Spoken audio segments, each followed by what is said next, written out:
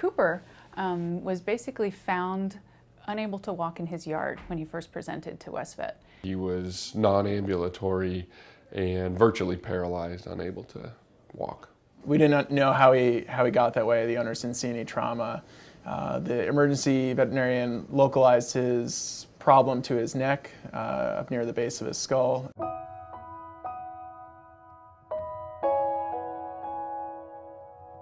We were having a wood stove installed. It was a that day. hectic day. We were having a wood stove insert put in our fireplace, and we also had a freezer delivered that day.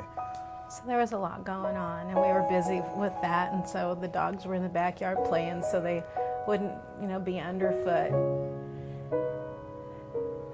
I just went out and found him. He was just laying there, and I thought, well, maybe he's just sleeping, but his eyes open, and I called his name, and his little tail wagged up and down, and I walked up to him, and he tried to get up, and I helped him up, and you could tell, instantly something was wrong. He couldn't coordinate his front legs, and so I just picked him up and carried him to the breezeway and hollered at Mark, and our whole world just stopped right then.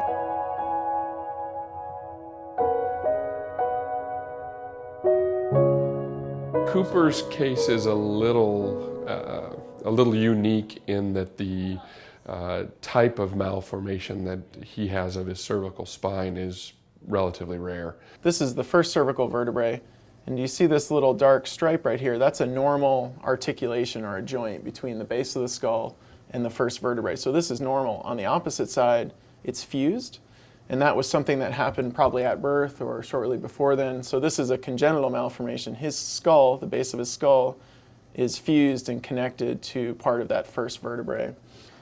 This is something that we see in Arabian racehorses occasionally. When they're born, they can have this sort of malformation, but it's very rarely described in dogs.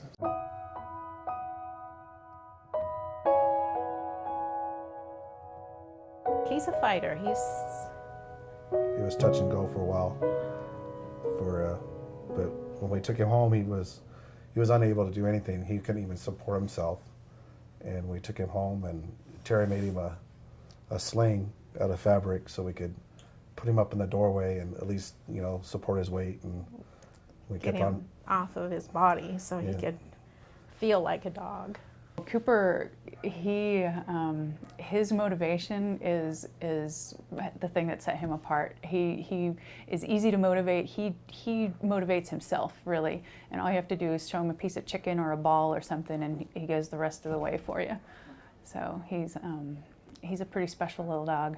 We try to take advantage of what a dog normally does, and dogs, will scratch themselves or lick themselves or, transition themselves from a laying flat down to sitting up sternal. So we have to, move their head, move their legs for them, because he couldn't do any of this at the beginning.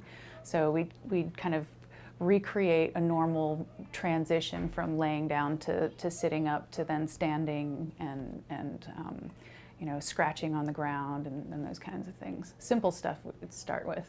We kept on bringing him back every week for hydrotherapy, and probably the first day we realized, the first therapy session after we came back, and they filled the tank up and put his life vest on, and they started up the treadmill, and he was moving his legs, and we pretty well knew then that we were going to get a full recovery probably.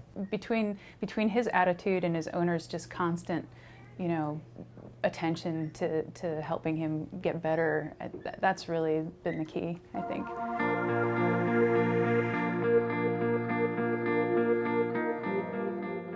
Well, Cooper, he's just, like I said, his attitude is so great. He just, everything I ask him to do, he does, and then some.